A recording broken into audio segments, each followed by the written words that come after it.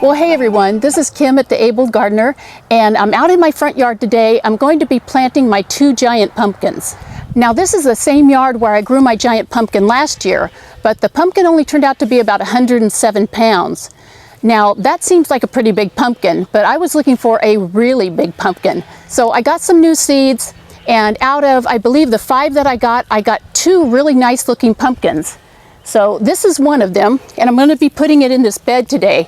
Now I've got 2 beds out here for my 2 pumpkins, and they've been very well amended since last fall. I put in composted chicken manure, worm castings, a little bit of sand, some vermiculite, some just regular bag soil. I think I split a large bag between the 2 boxes, some bone meal, and some fish emulsion.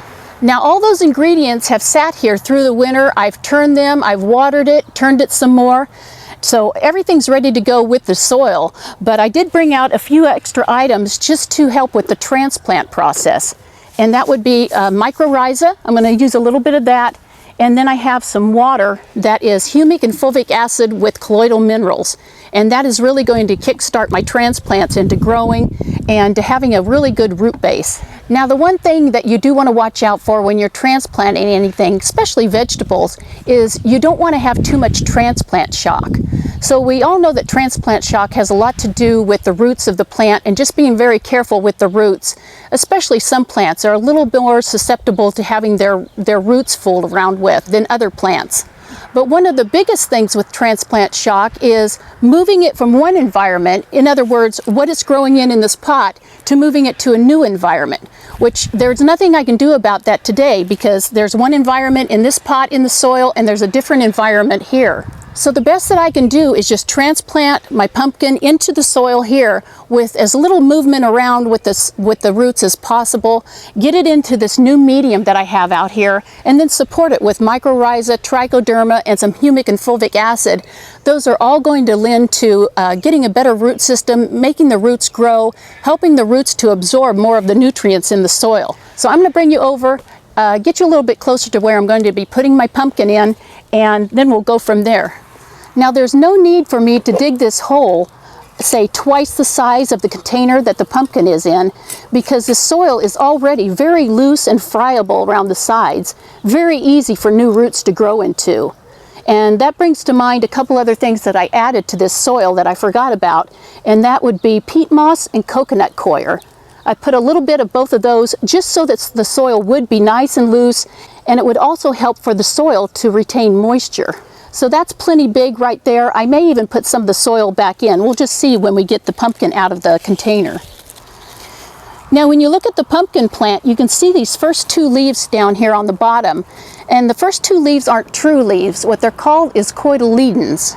Now the cotyledons are basically the plant's food. When it first starts growing and it's a young transplant or seedling, all the food that it needs is contained in these 2 leaves. All the hormones, enzymes, proteins, carbohydrates, everything that this plant needs to grow is in these 2 leaves. Now when the plant first began to grow, these leaves were really thick. They were just full of all that food that the plant needs. But as the plant grows, you'll notice that your first leaves, these cotyledons, they'll start getting thinner and thinner as that food is used and as the moisture in it is used. Then after all the food is used in the cotyledons, they will dry up and fall off. And at that point, when the cotyledons are gone, or even before then, when you first start getting your true leaves, like these pumpkin leaves, you'll need to start feeding your plant, giving it some kind of fertilizer. But you really don't need to until then.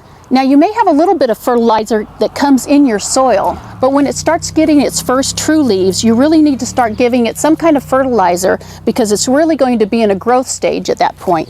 Now I'm going to try and take my pumpkin out of this container without disturbing too much of its root mass. Now I'd watered it yesterday, but it looks like it's dried out a little bit. If it was a little wetter, it probably would come out in just one form. So we'll see what it does. I see that the soil's starting to fall away. Now the pumpkin only has a few of these little white roots coming out on the bottom, so it's not quite to transplant stage, but I need to get my pumpkin in the ground as soon as possible. So this is good. It's still stuck in pretty much the 1-gallon form that it was in before. I've got my Mycorrhizae, my Trichoderma, and I'm just going to sprinkle that in the hole. Now that's going to increase the root mass. It's going to help the roots to well, create a bigger root mass. It's going to increase the root base.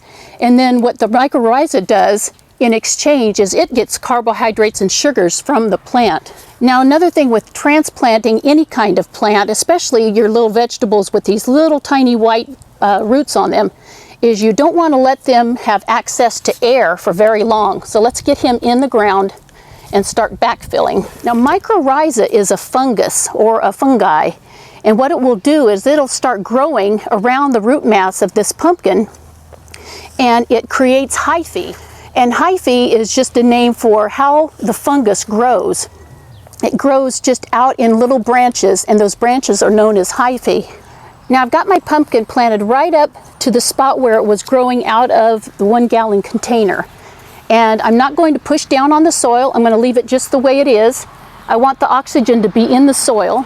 Now I'll just bring the soil up to this mound and create a little moat around the pumpkin. And that's where it will be getting its water from now on, is in this little moat. But the first watering will be with my humic and fulvic acid with colloidal minerals. And what that will do, it also works with the root system and helps the plant absorb different nutrients in the ground. So here's my very weak humic and fulvic acid. You can almost see through it, it's so weak.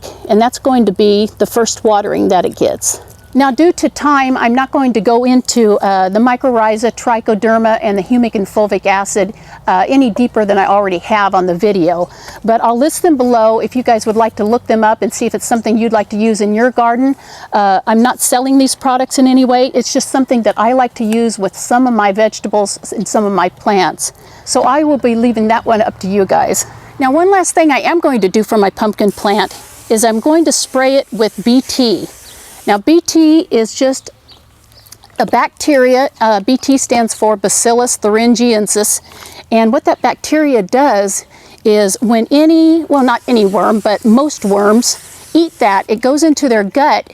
And as soon as it goes in their gut, well, as soon as they eat it, they start dying and they will be dead within a very short time. So what I'm going for mostly here is the squash vine borer.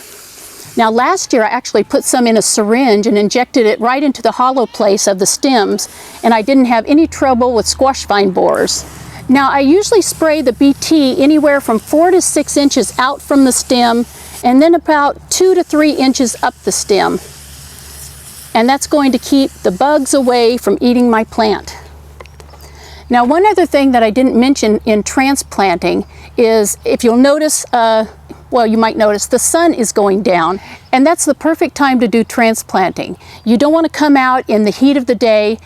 Even though it's only 70 degrees today, I wouldn't want to put a nice young little vegetable in the ground and then have the sun hit it for the rest of the day. So definitely transplant your little vegetables or any of your small plants at the end of the day when the sun's going down, and that way it'll have all night long to sit, and it'll start becoming acclimated to its new site where it's going to grow, and it'll be one happy little vegetable. Well, you guys, that's it for planting one of my giant pumpkins. I need to get back here and get the other one planted, but I can't wait to give you guys an update when I'll have a nice big pumpkin plant growing here, and at that time we can go into pollinating a pumpkin to get the very biggest pumpkin you possibly can. Anyway, you guys, thanks for joining me today, and I'll be talking to you soon. God bless you guys. Bye-bye.